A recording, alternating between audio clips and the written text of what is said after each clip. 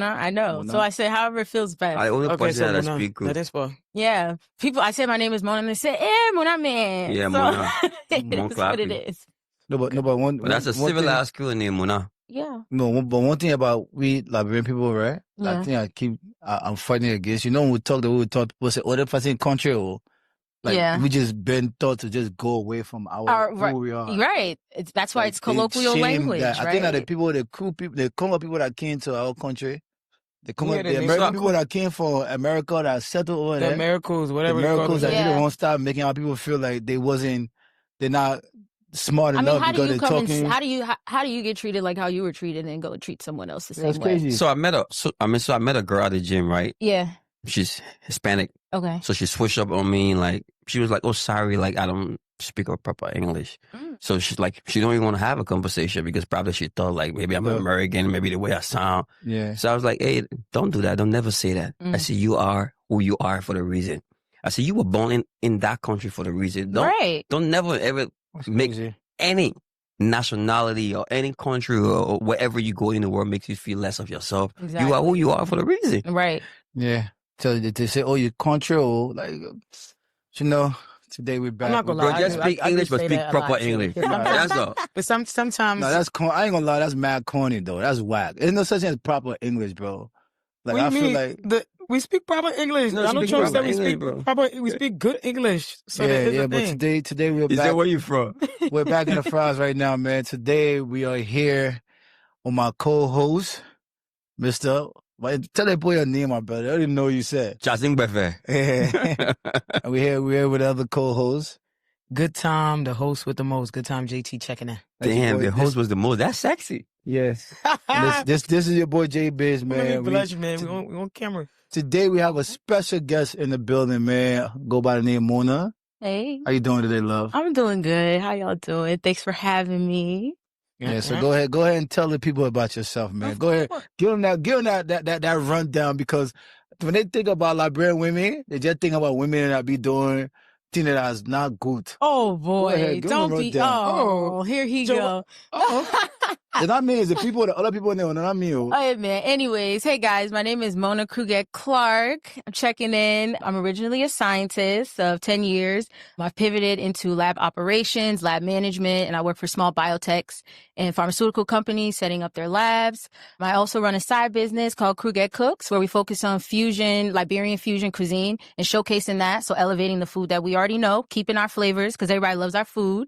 But just elevating that, bringing it to the diaspora in a different way. And so that's a little bit about me. But I'm here today. I'm the new president of the Liberian Network. You know, my term started this month. So, okay. President. That president is scientist. Scientist. How many African women come in all of the continent that are scientists? Come on, pick and clap for Liberians. Thank you, guys. No, thank you. Give the This snaps. is what we're talking about. Listen, Liberians, you know what I love being a Liberian, right? The way they can reach. We don't really make a lot of noise when it comes to the accomplishment, bro. Why? Why not? Yeah, not. I mean, that's who we are. No, that's who we are. No, but let me tell you something crazy, right? I was at the conference, right? And Baku said something, right? When we was walking in, because we got to the room, the room where she's supposed to do the panel and all that stuff. And she got there, she got up, and she was like, "Oh, this is the only setting where when I'm there, like I don't get the most respect that I'm supposed to get." Because our people just used to not really respecting one another. Like we're so used to being told to stop talking to my man. You talk, you this, you that, you this. Stop. We're so used to people just making us feel like. I think it's that. You feel me? Like, so, I mean, I think it's the American culture, bro. The funny thing about it, that struck a nerve in me, because I was like, dang, like somebody like so big like this, saying all these wonderful things she's doing, moving around, and she understand that too about our people. I was like, oh yeah, so yeah, definitely. So I mean, when you moving and you involving as an individual, yes, you have all right to speak about.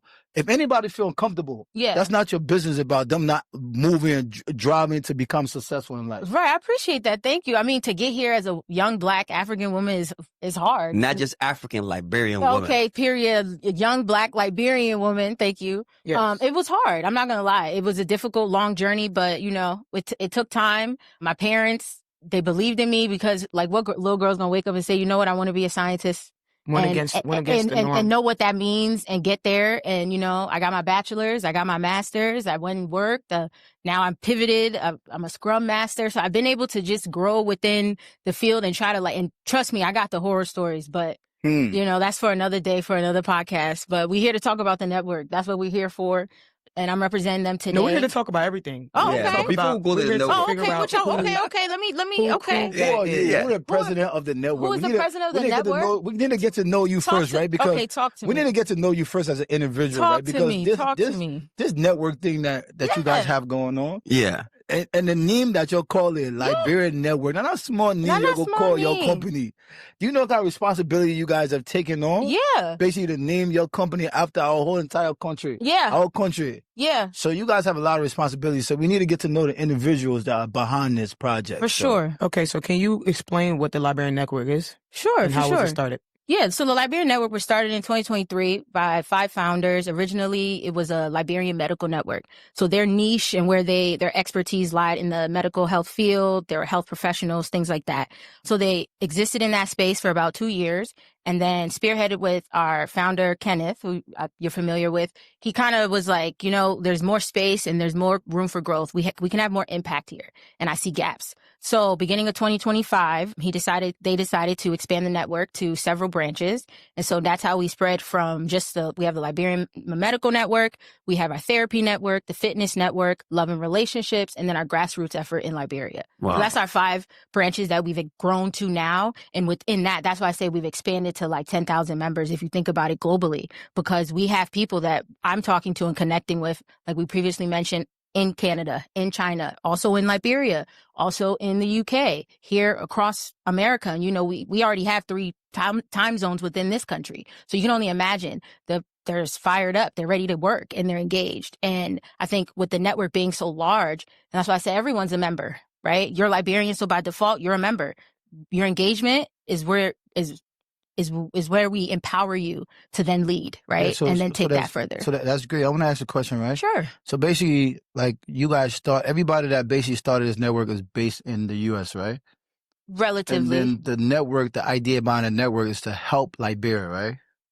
But it's a global thing. So most organizations, right? And I think that's the difference, right? We're not just focused on, it's not just Liberia, it's the diaspora, because we are also facing issues and things and problems as well. And collectively, that's a thing as well that's not talked about, right? We talk about working together. There's a lot of Liberian organizations in the UK that I'm familiar with that are really moving. And how do we know? Because they're now a part of the network. They've tapped in with us. So now we know what they're doing and the events that they're having and stuff like that. So it's happening. You know what I mean? So I think it's just a different way now of doing things with a more younger, progressive mindset. And I think that's how we're pushing. That's where the needle has changed.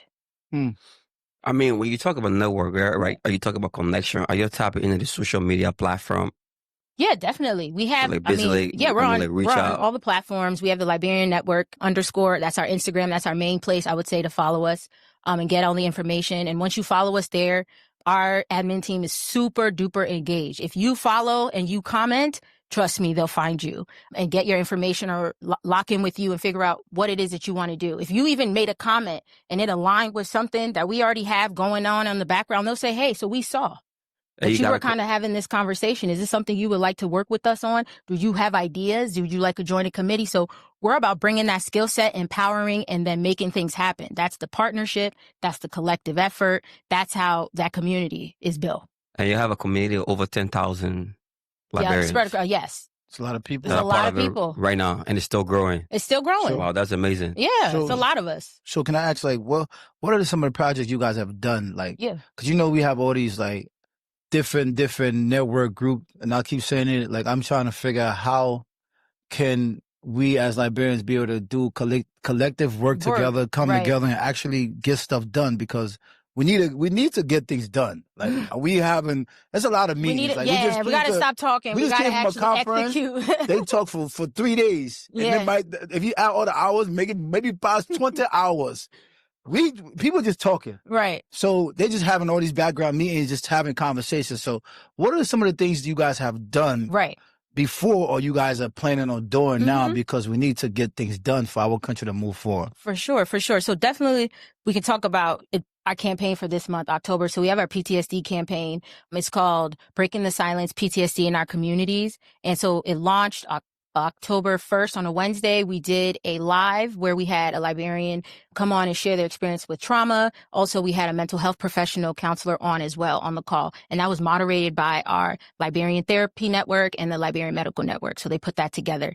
So that's one of the things that's going on that happened. And then we'll be continuing next month. So that was a really good vibe and we had a lot of good feedback. So we'll be running that back next Wednesday again, 7:30. Follow us on Instagram, Liberian Network _ I think it's 7:30 again next Wednesday. We'll have another individual on sharing their experience, sharing their story, and another health professional. And so I think that's where that's our campaign for right now. But to touch on some previous things that we've done, speaking on the hypertension thing in July 26th in Liberia, we had health professionals and first responders on ground able to do hypertension tests, give results, and kind of talk to Liberians about what's going on and realize that we're passing around, having fun. We're celebrating. I mean, we're on the map, the biggest Liberian parade in the world. But our loved ones are passing around with hypertension and they have no idea that at any moment he just dropped. No, he didn't just drop. He had other problems. There were things going on and we're unaware. So that's one of the things that we've done.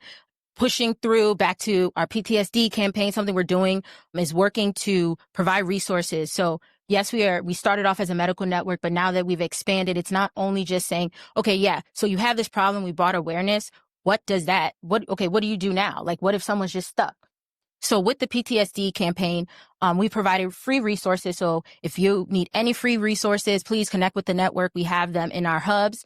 Secondly, we have some paid resources that are discounted through Liberian registered professionals here in America and on ground in Liberia as well. So if you are able to pay and you're in the diaspora, it's discounted and it's an opportunity for you to still get help. And then secondly, we're launching a GoFundMe later on this month as we roll out those series of IG Lives and different events. And that GoFundMe is kind of to ask the diaspora, where so many of us, not everybody is going to be able to have these resources and be able to reach out and find something to do. So can we sponsor? $5, $10, $2 combine. Let's get some funds together to help provide resources. Right now, there's like one facility in Liberia that can even help with any type of psychiatric needs or mental health needs, right? One. And it's also very limited in its resources. So if you know someone, or if you watched the IG and you said, wow, like I've been through that. Okay, I don't really need a paid resource. I kind of maybe just need to like tap in and journal, kind of like tap in with myself. But I know somebody who's going in a crisis. How can they get help? Tap in with the network. We're trying to find free resources for everybody if we can, because that's the starting point, right? And then lastly, with that is that anyone in Liberia, and that's why I want to close with the PTSD resources, is that anyone in Liberia on ground, if you can get free resources connecting with the network, we are going to try to help you guys. Hold on a minute. Let me say something. I mean, first of all, I want to say congratulations for the initiative. Thank you. Honestly, I mean, a big congratulations to the entire network, because I was surprised. Now, honestly, this is funny, right? I was surprised when I did a little research on the network. No, not the network, but PTSD in Liberia. Oh, yes. I want to go because I try to gather some information together. I want to chat GPT, try to use a couple of AI. And this exactly was the response. And this shocked me enough. This is exactly what it says. This PTSD specifically isn't readily available in recent studies in Liberia. Yep. It's not even being monitored. We don't even have studies on, but there's not enough information. And we got a lot of people, which is very alarming. And we have youth out there, and the youth who we know are going through traumatic experiences, and what are their outlets? And how are they able to overcome those situations? So, this is something that 100% of the government should tap into, because this is going to be beneficiary for the people. These are core problems. Yeah, so now, Bill, you guys got to look at this, right? Like, if you're in a space as a government, you're in a space as an individual, and you're dealing with people who are telling you nothing is wrong with them mentally, right? But how would they know? Now, hear me out for a second. Like, even how would they know? Yeah, how would they know? So how will you help somebody that's not telling you I have an issue, I have a problem? Like, how can you help them? So I think that's what's really happening. Is basically okay. Yeah, it's like I think that's what's happening with the whole, like, in Liberia, the PTSD situation about mental health and all these different things. our people don't understand nothing about that part, right? I feel like it's not. I don't feel like, not even cut you off, Joe. I don't feel like it's not that they don't understand. They do.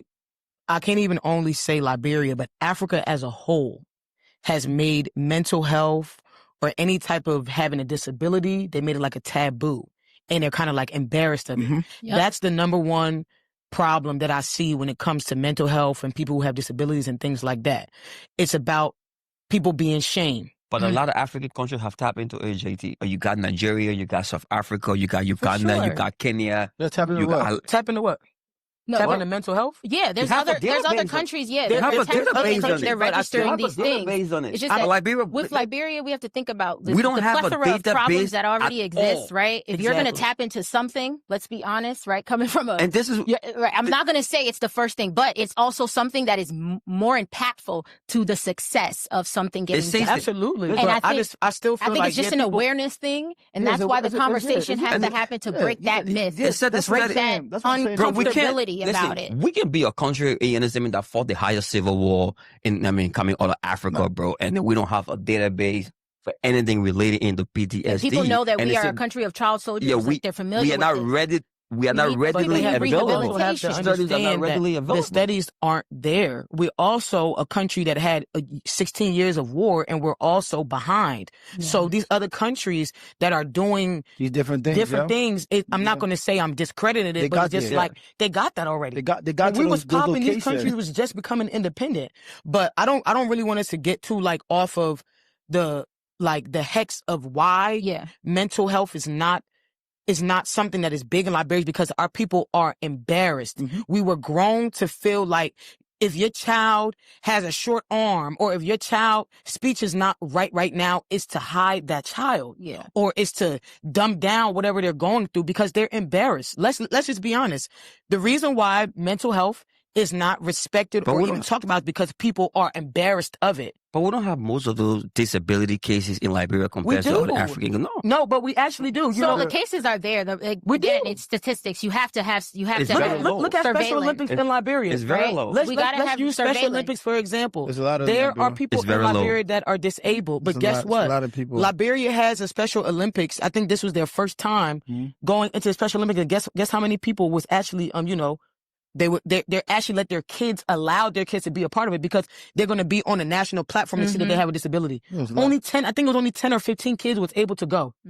But it's so many of them. But guess what? Because their parents are embarrassed, they wouldn't want them to go and be a part of something like that. So the thing about this conversation right now, Bill, we continue to say other countries doing this, doing that. You know why these countries are doing these things? Because they have people that traveled and left their country and went back to help and created those institutions and created those. Hold on, my brother. Hold on. Create those institutions, created those programs, and live in those countries and running these different businesses. So this conversation get right back to this couch. We're all sitting down here. Don't we have? Hold on, my brother. Hold on. This conversation get back to this couch. We're all sitting here.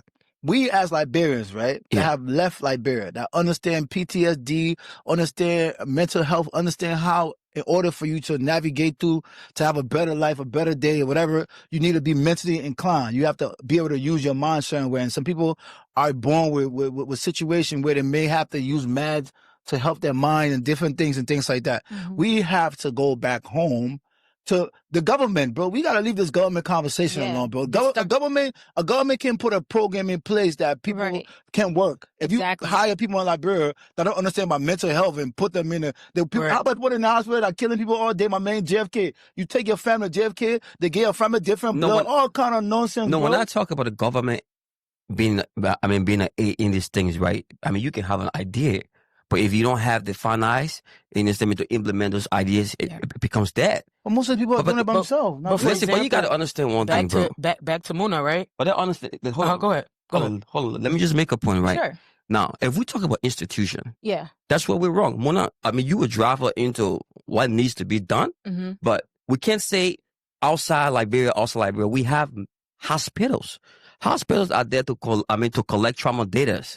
But that's one. We have to realize that the systems that we have, that is where this is where the government comes into play. The systems that we use to do the thing to regulate the health, the safety, the wellness, that comes from the government. Exactly. What we need to do as Liberians, and this goes to your point, go back. when you are a health professional and you've done your practice here and you feel like you've done the research and you have the papers and you have the publications, try to go back for the summer. Do what Doctors Without Borders, that exists. Why do they send all these American doctors in residency to go do humanitarian effort? Do the same thing. Instead of having everyone go to Haiti and go to Colombia and Peru, come to Liberia. Don't go to Honduras. Go to your home. Go to your home. Now, we have a lot of Liberian doctors.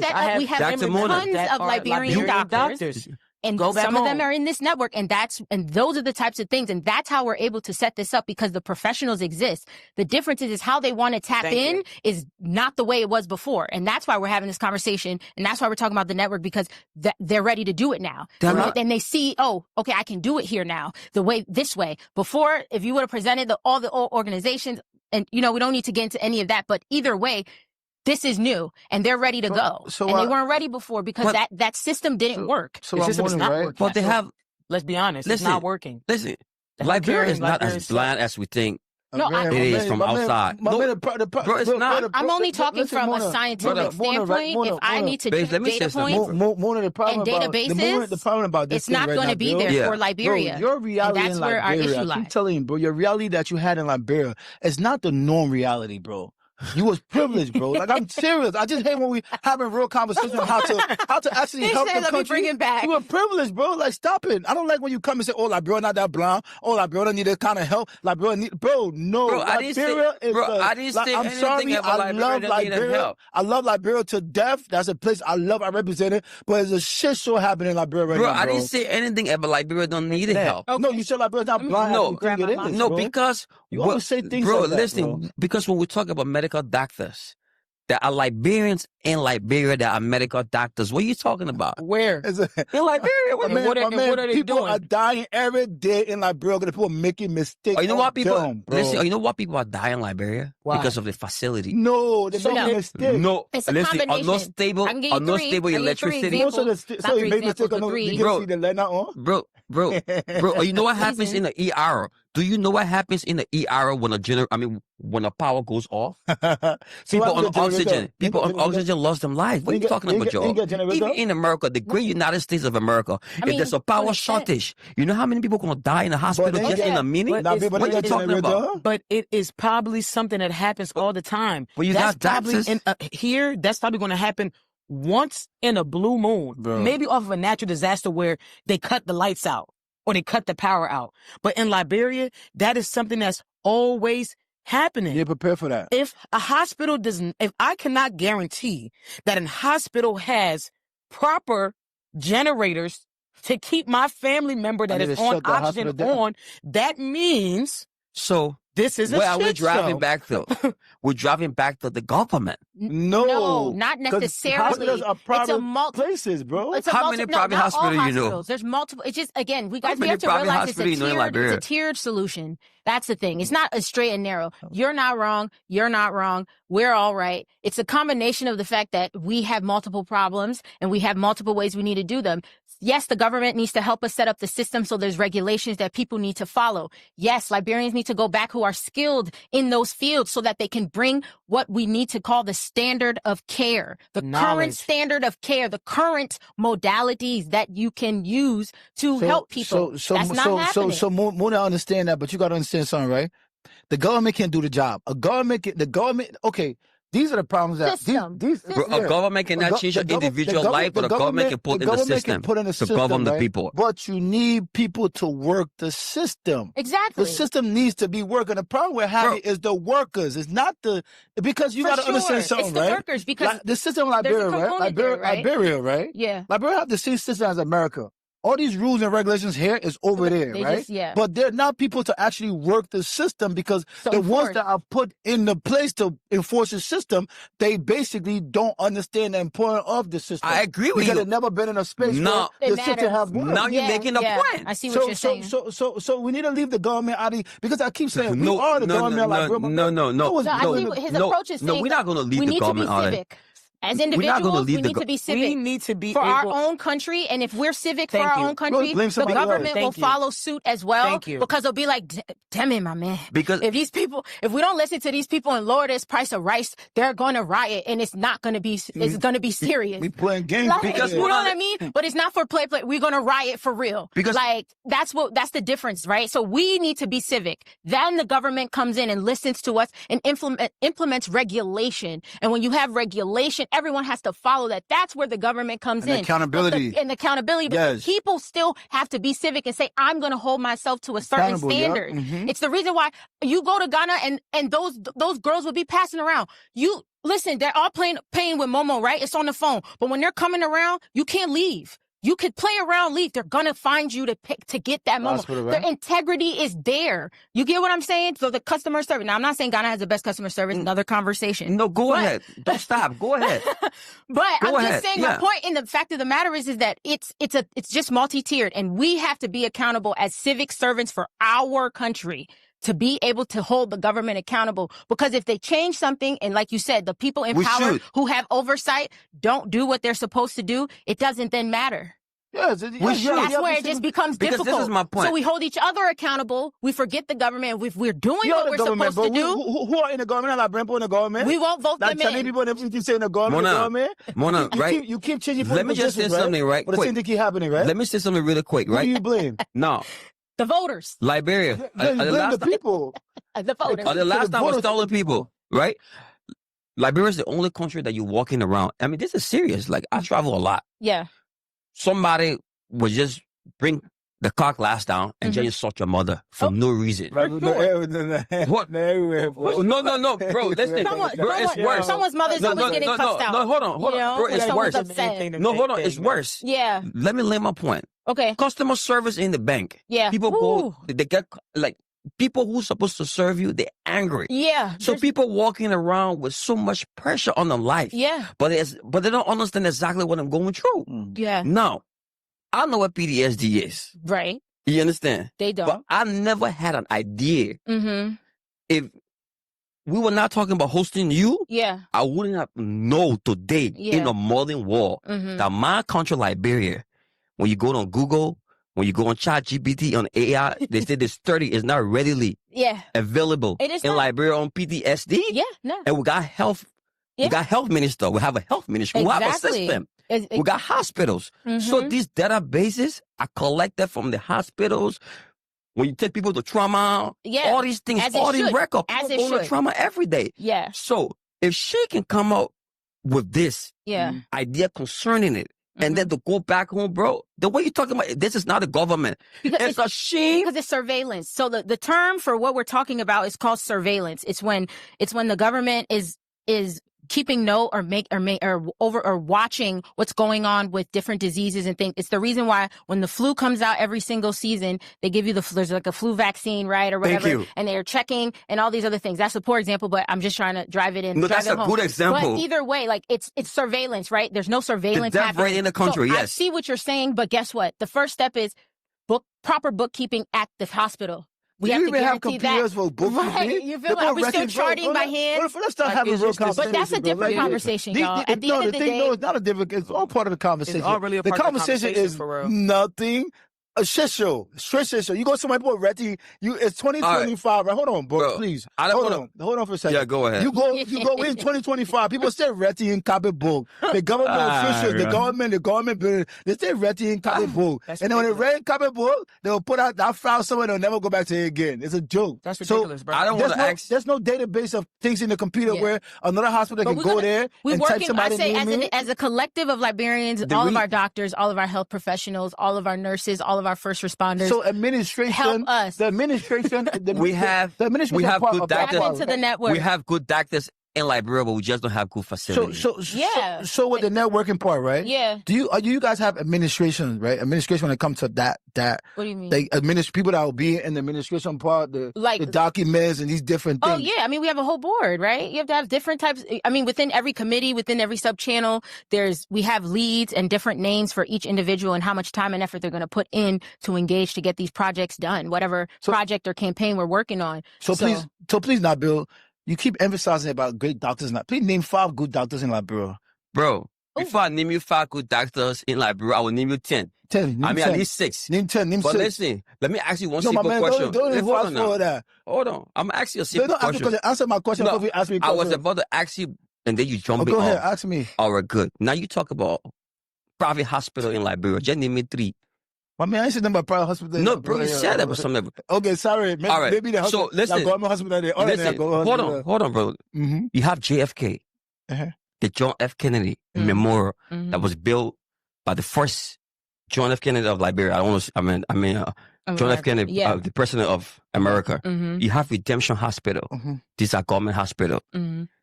George Weah just did the military 14, right? Catholic Hospital is a 50% government, 50% organization, Catholic Hospital.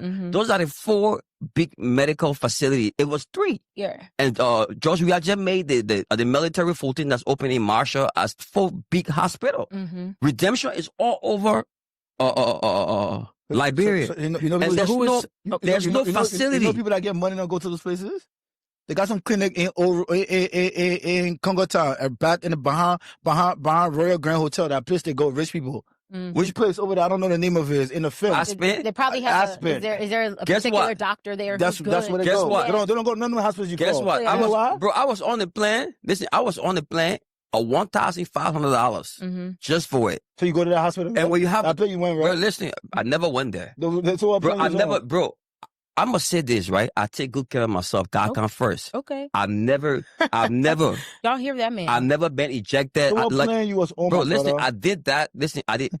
First of all, I didn't even do that. I'm not gonna take no claim to that. My wife did that. She put it for the hospital. No, she did that for the kids. Oh, okay. And we were on that plane. Okay. I mean, she did that because at the end of the day. For that hospital, right? Hold on, bro. Right? Hold on. Let me explain, bro. For that hospital. She did that. Let my brother land. She did that for the reason. She did that for the reasons for just in case there is an emergency. Yeah. They have a program that they can fly you out. But my daughter took all her treatment just in case there's a critical need that she needs to be flown out. Yeah. They have a chopper available that will fly you to Ghana. It's around like $30,000 to $45,000. Wow. Ain't no small money. But you paying that monthly fee just in but case. My daughter, all her treatment, she took it not far from where we live. Yeah. It's about 6 minutes walk. What is this called? I just forgot the place, but I mean that was one of my biggest. It's a private hospital, right? Yeah, it's a clinic. It's a clinic, like clinic. People that got money, that's where they go. So this is my. It's thing, not right, right? but people that got money. It is though, bro. It is though. This is the reason why. Honestly, bro. No, it's not good, bro. And this is the reason why when he said we can't help ourselves, like, you're speaking on something that privileged people have. We're talking about Liberia. So out of all these hospitals that you named, right? How many of our people that are on the streets every single day because that we're going to be connecting with going back there actually have this money to go there? None of them do. None of them. JD, and you know that though. JD, how many government hospitals in America and how many people are on insurance here for health? We're talking about Liberia. Let's keep the main thing.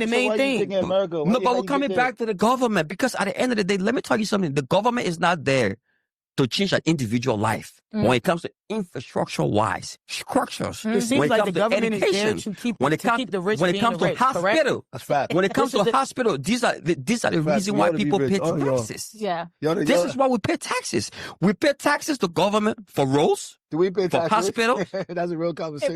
Bro, what are you talking about? Bro, stop this. You see, you're not even Liberia? Bro, you're not. We talking about in Liberia. How much you think? No, I'm sorry.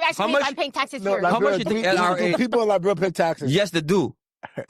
Some people, individuals in the country are, yeah. Who are the individuals that's paying the taxes? Individuals in the country pay taxes. The 1%. Oh, you know what we need to stop doing? Do the individuals pay taxes? Many business owners pay taxes. Oh, you know what we need to stop doing? We need to stop having argument. I mean, we need to start having conversation like Liberia. That is so. I mean, I agree, Liberia is a backwater country, innocent, but it's not innocent. It's not as crazy as we make it sound. It's not like that. It's not about making it sound crazy. It's about understanding the realities, right? People pay taxes in that country. What are you talking about? Some people pay taxes. Vast majority are not. And it's unfortunate because they can't, right? And that's really what it is. I'm trying to, bro. So we have to help. Actually pay taxes in Liberia. You don't think there will be more in Liberia because it means that people will have the resources to pay those taxes. They don't have them. JT, JT always. Let's talk. No, JT honestly, let's keep the main thing. The main thing. America, I'm gonna keep on saying that. Yeah, that PTSD is a silent killer in our community. In America, pay tax. You know that, right? So hold on. In the Liberia, it's not like Liberia. Listen,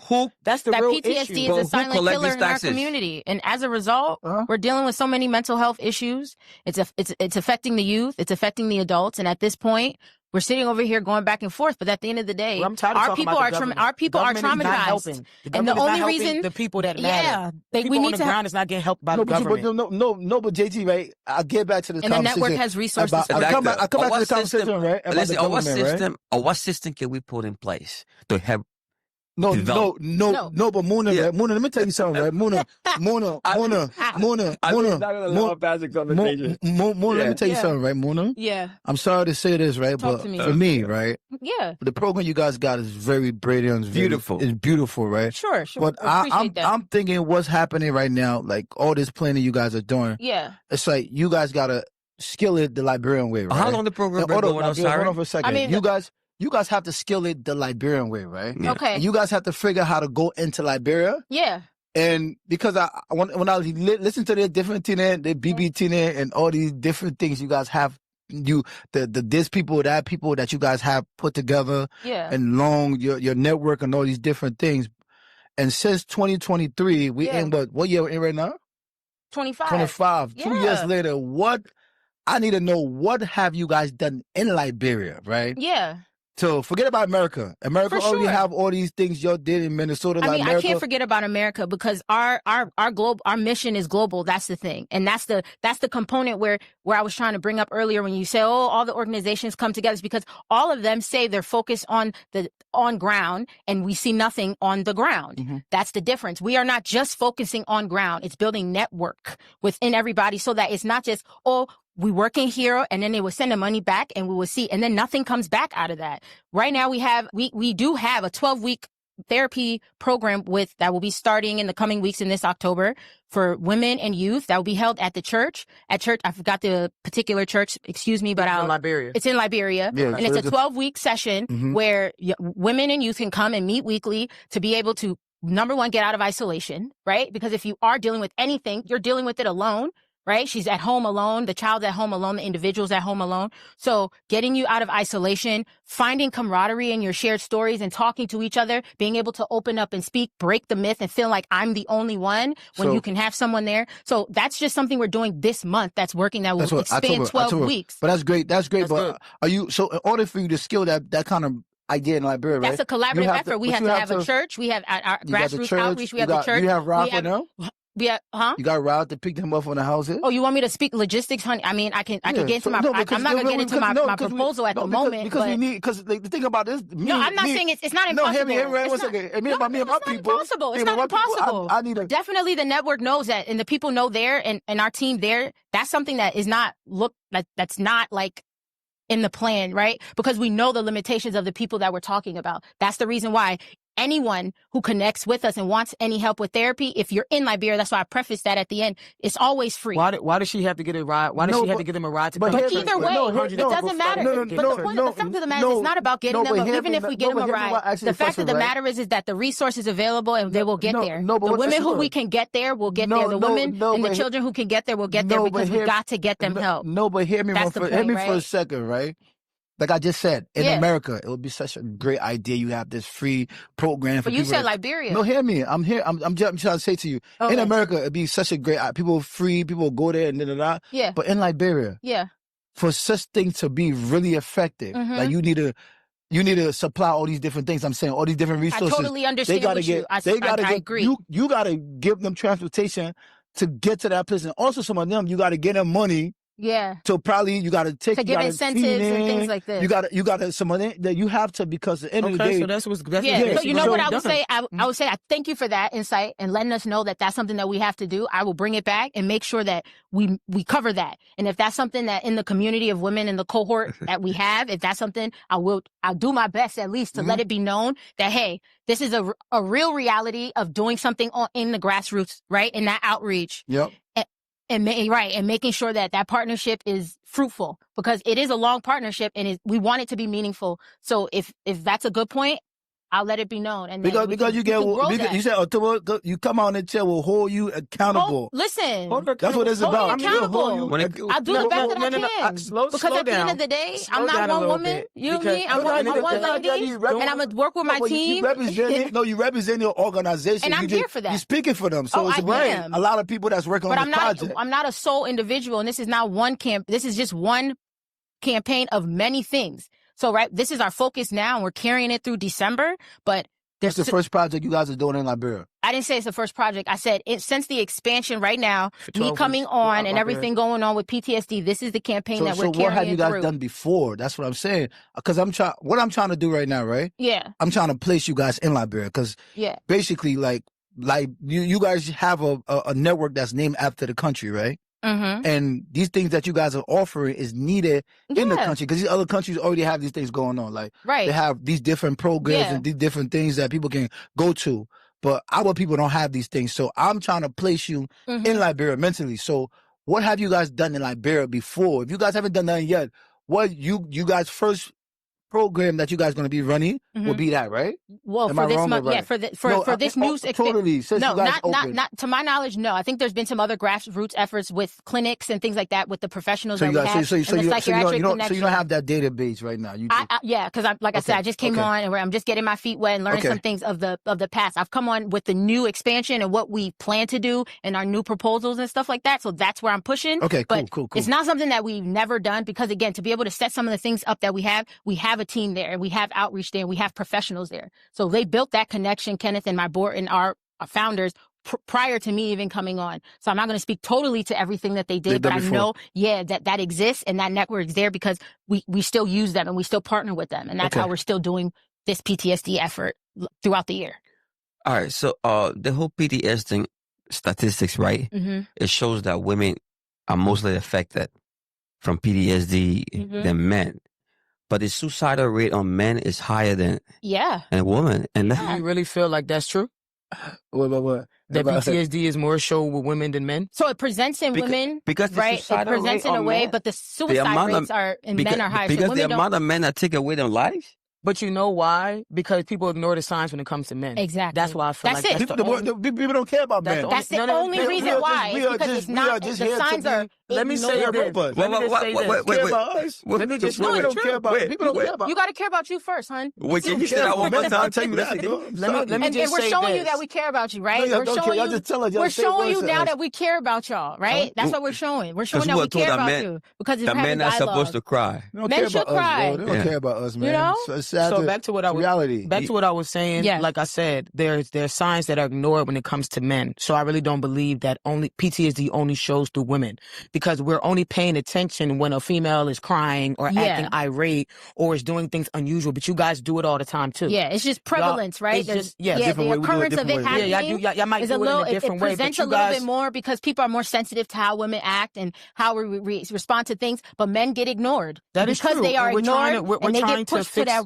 We're definitely trying to fix that. Shit. It's a reality. They don't care for us. It's the reality, but we're trying to shift reality. The same way it's reality in Liberia where things are just not going on, but we're trying to shift the reality. And I'm just going to piggyback. I don't want to go back to what it was saying, but I'm not going to lie, Joelle, you was coming off like you want to hold her accountable and stuff like that. But guess what? Nobody's doing what she's doing. So when she comes back and however it goes, that's how it's going. I'm going to still be proud of her because she's actually doing it. There's nobody in Liberia that's in the government that knows that there's a problem in here that's going to be like, let me do a 12-week program for PTSD or any type of therapeutic things for the people in the country. So no, don't hold her accountable for whatever she's doing. No, if you speak like that, I didn't like when you said that because I appreciate that. I want you to be like, when you come back, I want you to have maybe 2 results because we know our country doesn't have one result. JT, I understand how your approach, right? Thank you. So my approach coming for frustration, right? And that's the Liberian way. Y'all wait for people to fail, and then come back and say, I told you so. We need to cancel that shit. But the thing now is, that right there, JT. JT, hear me out, right? My approach about that, I'm very frustrated, right? That when we on this side here, as we in America, we plan it, but when we plan, right? we don't properly plan to execute in Liberia. Oh, for sure. Hear me for example, right? We have all these brilliant ideas, right? For example, people that start business in Liberia that don't go watch the business. The Liberian men are living in Liberia, they're looking over the people, they can be standing over the men at the cashier right here. They wake up every morning, they go to the business and open. Stand over the men to make sure this business work, it build, it grow, right? Because a business is like a child. Same thing with these ideas. Every idea is a baby, right? You know how you want to raise your baby, but in certain environment, your baby will have different attitudes and behavior that you have to adjust to. So when you go into... Say that one more time? Huh? Say that one more time? In certain environment, yeah. So in Liberia, right? When you want to put things in Liberia, right? It's getting interesting. When you put things in Liberia, you need to understand what's going on over there, right? You can't have an idea and say, oh, and you come to us, we that looking for results, and you telling us these dope ideas, not understanding how to execute those ideas. No, totally. And that's why your perspective is valid. Yeah, it would be all conversation all day. Your perspective is valid, and that's the information, and that's the perspective they need to know. People, if you've seen time and time again that's happening, we take it in. That's the information we need to hear to know, like, hey, you know what? Like, don't forget, this is a component here. There needs to be maybe some incentive. We need to make sure that there's transportation. We need to make sure that we also hold them accountable. Maybe there's like a check-in or certain things. And these are things that we can bring. So when we're implementing and we're talking to the outreach team, that's some of the stuff that they consider. Because I'm not going to lie and say I'm going to be the one there, because I'm not. Why not? Why are you not going to be there? Dr. Moon, right? Huh? Why are you not going to be there, Madam President? Oh. I'm saying for 1 week, 2 weeks, 3 weeks. A fearless leader delegates appropriately so that they do what they need to do, right? So we delegating and we making sure we do the best we can. But Dr. Mona, right? Not doctor, masters. Master Mona, right? A lot of masters. Yeah, a lot of women suffer postpartum disease. Yeah. After I mean, or that trigger baby, right? PTSD after childbirth. That's one. Yeah. Why? Why do women suffer postpartum disease? Because, I mean, think about it. Your body, you're carrying a child, your hormone imbalances, having the child, dealing with the changes in your life, the changes to your body. Where were you built for what? I mean, slow down. We're not talking, what a woman's role is. Go ahead, Lance. So we're not talking what a woman's role is. You asked me about what happens with, the bit I know about postpartum. And again, I've not had children, so I've never been through postpartum, if that's what you're insinuating. But this the need. Wait, pause. I'm not here to talk gender roles. No, but just understand, that's bringing me to my point. I'm not here to be a hard worker. Bro, but then some of y'all, when the work get too much, y'all go turn to drugs or y'all go turn to suicide. No, anyone can be built for something. But you have to be. We all are built for things. There's this level of capacity, right? Yeah. And so at the end of the day, having a child is a physical change on a woman's body, and it changes you forever. And so with that, that's the reason why it can be considered, or it is, a traumatic experience on the physical body as well as the hormonal being that the woman is. And I mean, it gets levels into it. Your hair loss, the taste, the change in like your taste, the mom brain. I mean, the things. It's a long thing, and sometimes it can last for a long time. But again, I'm not a professional in that way. I'm a research scientist, so I'm not going to go further into that. But I say all that to say, at the end of the day, it's presented differently. The warning signs that you may present and the warning signs that he may present for the different types of trauma are different. And that's why childbirth is common amongst women. And so it's something that's studied maybe a little bit more. But so there's more insight on it. Yes, but I got nothing to do. Right, compared to a man, not saying men are not suicidal. It's just that it's just different. You said giving birth is... But that got nothing to do with the father not being around, right? What? I mean, that got nothing to do with the father not being around during the woman pregnancy when the father go hustle. I'm not that woman. I don't know what how comfortable she is. Where are you trying to get at by you saying that? Listen, because at the end of the day, right? My brother, there's something you have children, right? Listen, at the end of the day, there's something called postpartum for women. Okay. There's something called postpartum for women. Right. Right. Right. And men go through what? But listen, when the men go but what do men go through when the woman is pregnant? That's what I'm saying. No, I'm asking you. There's nothing for us. You don't. There's nothing for us. There's nothing designed for us. Men go through. Wait, can you let him land? Men go through trauma. It feels like when you're expecting your first child. Because men, when you guys in the face. I would like to hear. I want him to land. Do you know what happened to me? What happened to you? I was at work. Yeah.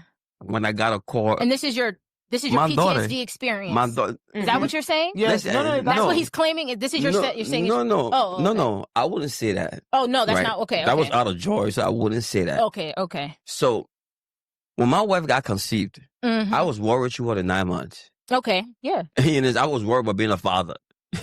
I ain't gonna lie. What? No. Let this puppy talk, man. I've never been responsible for nobody in my life. And one thing my late father said to me, he said, you want to be man. One day, you're going to be man. And you understand exactly what being a man is.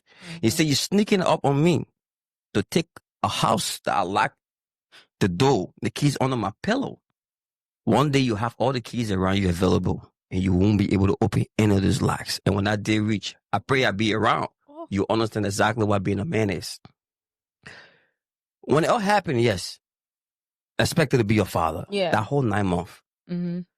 I had to change a lot of things about myself. A lot of things I had to cut off. Exactly. After when I even got to know, I was expecting not just a boy, but a daughter. That changed. That put me in a whole different situation. Were you in the delivery room? Were you thinking about getting your karma when you had your daughter, or were you thinking about just being able to raise a female? He said karma. Me, I don't worry about Were you in the delivery room? Listen, it wasn't about karma. I was happy. I mean, I was happy for my daughter. I was in love. I was in love with her mother and everything. So it was love. Beautiful. I was super happy. Love shot. Beautiful. I was super happy. But I'm just saying this. Are you just asking me a question? So where I was, right? I was at work because I just left her home, make breakfast. Everything was okay. Left. As soon as I got on the highway, Roberts Street Highway, at that time, I was connecting the alley. I was working for the construction company called Solid Rock. We were doing all the alley. As soon as I got there on the highway, I didn't even get off the car. My phone rang. It said, boop. She's in labor. Yeah. I ran. I left the car. Right there. I got confused. I ran on the road to get a motorbike. Then I ran back to the car. Then I did that 2-3 times before I came to myself like, okay, you know what? There's going to be traffic. Jump on the motorcycle. I jumped on the motorcycle. The bike ball. I put the ball behind me who ride the bike because I know how to ride bike. Okay. The distance is approximately, from where I was, is approximately like 33 minutes or more than that. I reached there in 19 minutes. The bike ball that was behind me, he was like, when I got down, he didn't even ask me. This is funny. He didn't even ask me for his bag money. As soon as I got down from the motorcycle, he got on the back, he ran and he kicked back before he stepped. I ran all the way upstairs. When I got there, I was late. My daughter had already been born. And I saw the family. Like, it was, I can't explain it. Beautiful. But all I'm trying to say, the entire 9 months about me being a father, my wife was going through the physical exchange. Yeah. Her body was, but I was going through the mental. For sure. Mind being exchanged. Yeah. That's what I'm trying to say. So, for women, they have postpartum. Yeah. You understand me? It's okay to say, okay, a woman suffer postpartum. Yeah. Who said that men don't suffer anything? We suffer a lot. No, it's out there. It's not that it's unknown. You guys are just unaware that we know. No, wait. We don't get. Hold on. We don't get Wait. I wasn't saying that you're unaware of your problems. I was saying you're unaware that there's studies and things where people have looked into it and researched and have solidified and backed what you guys are saying here. That's what I'm saying. So that yes, people understand that when during pregnancy, men go through something too. Right? So you know what brought me back to the PTSD? Yeah. And the whole exchange of the conversation and the story and everything. If the ratio of women that suffer from PTSD, postpartum birth, the triggers of after childbirth and all of that, and then the suicidal rate on men is like 3 to 4 times as high. Because men are not over 43,000 in a year. We die. We give up our life. They don't care about us. Do you care about yourself before you say we don't care about you? They don't care about us. Let's stop it. We have resources we keep to support that. The question about us caring about ourselves, right? Yes. You guys don't like to go to the doctors. Every time. That's something that men do not like to do. I'm talking about going to the doctor. You started the conversation. If a man yourself don't even want to go to the doctors for themselves for an annual checkup. Let's take a commercial break real quick, man. Okay. That's the first step to self-care. This episode is sponsored by Hens Vodka. Everything made Liberia. We offer Hens Vodka, and best thing about Hens Vodka, no hangover. So we be drinking this around 12, 1 TD in the daytime. We can still be on the navigate. Y'all getting flipped, man. No, it makes you feel good. It's a good vibe, good energy.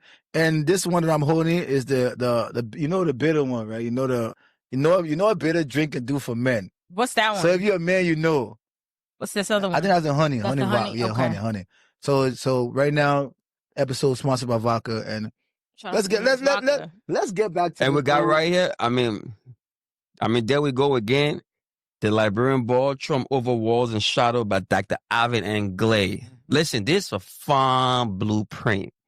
All right, a life, real life struggle from grass to grace. If you ever been through a lot in your life and you want to find peace with yourself and peace with what you do, to tell you that you as an individual, there's no limitation to life, that you can come and conquer every other thing. Grab yourself a copy.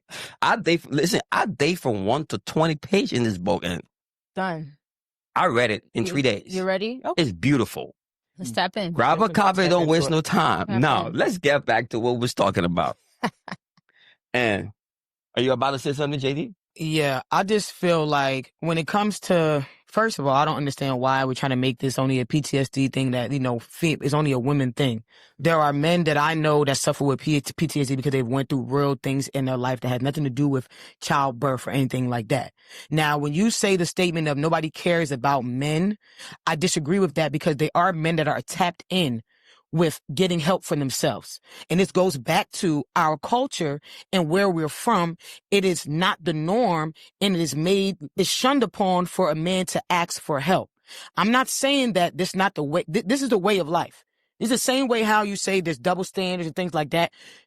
I know probably 3 out of 5 men don't go to the doctors. That is a form of self-care and you being self-aware about your health. That is one thing about the word mental health. It has health to do a part of it as well. So when was the last time you went to the doctor?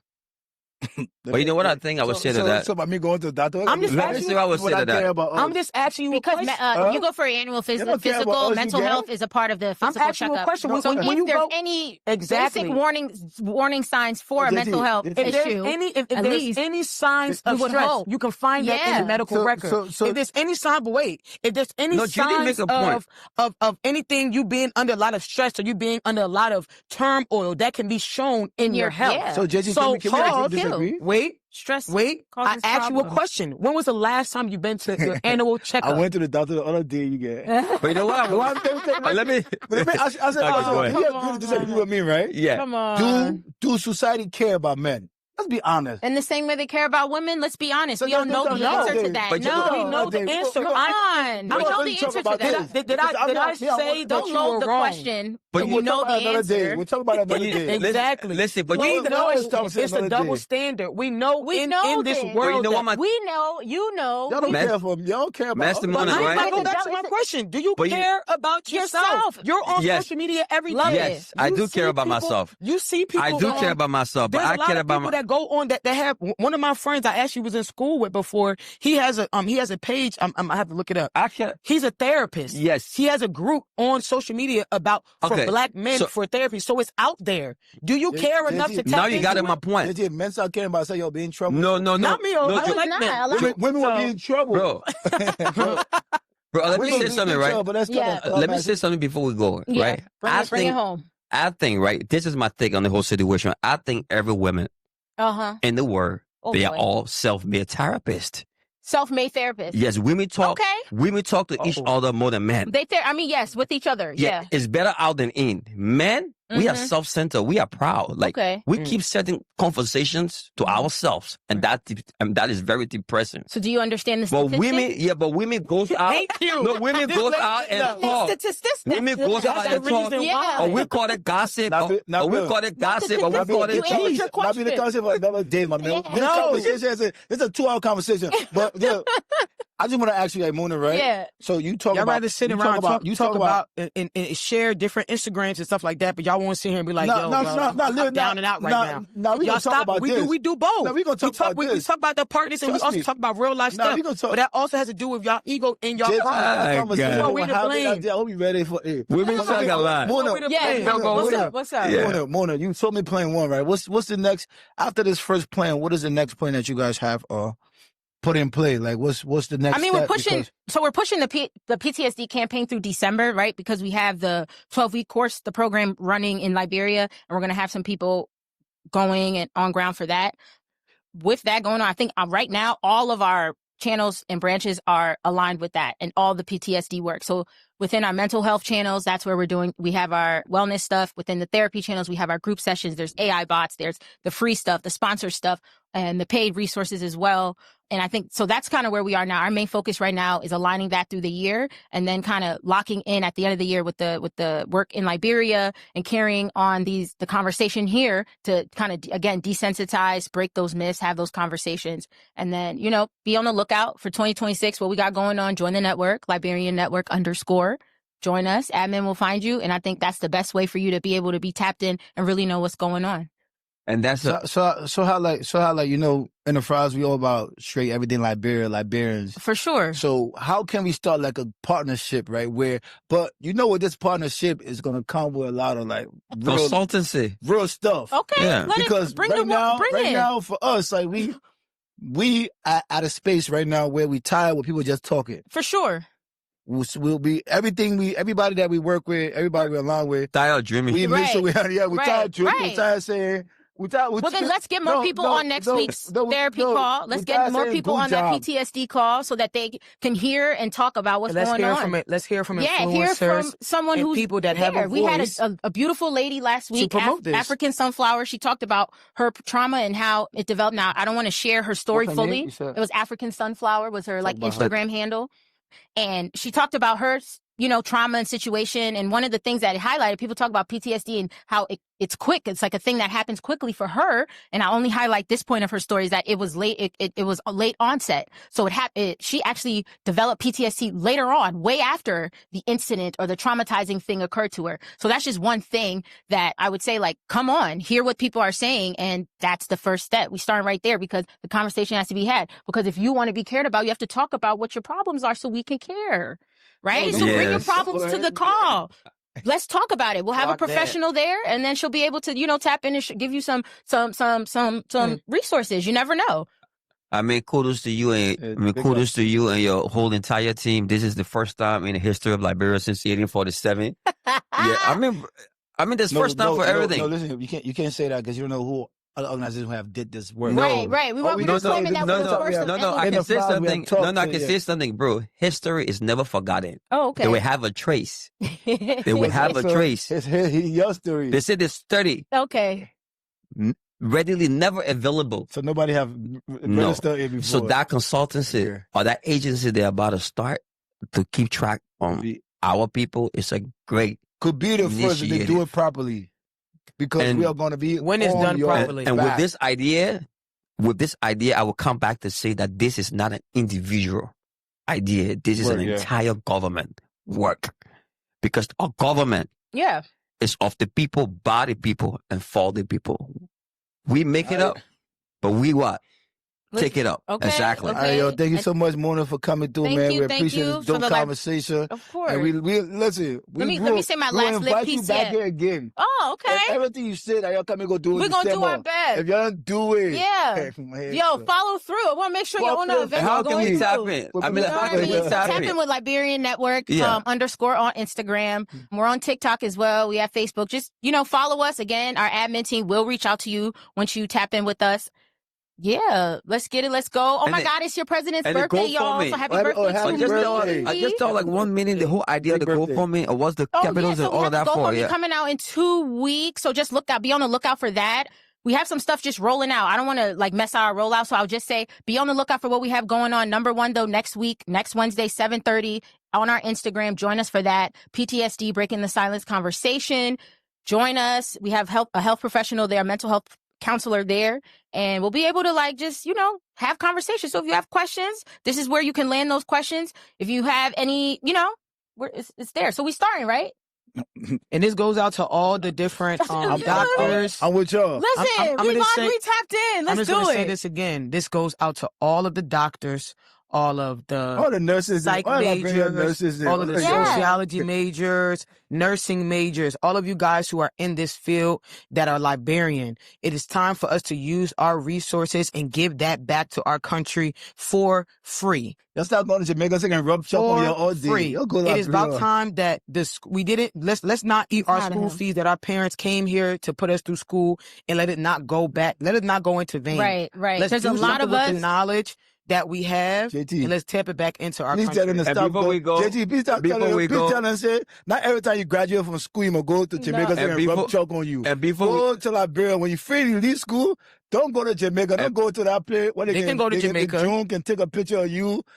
All the nurses that you graduate from school. What you need to do, you always saying the beaches in Liberia are nice. You need to go build a raft. Before we go, right? And before we go, you asked me to name 5 doctors in Liberia. Please do. So let me help you. You got to think for 30 minutes for that. No. I want to wait at the end of the conversation. We got Dr. Jamet. Jamet, I know Jamet. When it was Liberian. COVID. Hold on. I think you're working with the government. This is thing you know him. Liberian. Doctor, right? Dr. A.B. These are all young doctors. Dr. Cooper, what? 30 seconds. All right, then Aliyah with 3 for now. Only one you got. Everybody got kids on those doctors misbehaving on their calls. Please tap into the network. Public flood there. We appreciate it. What are you talking about? Follow Krugeh Cooks. Krugeh Cooks. Live in America, live in Taiwan. Oh, thank you guys.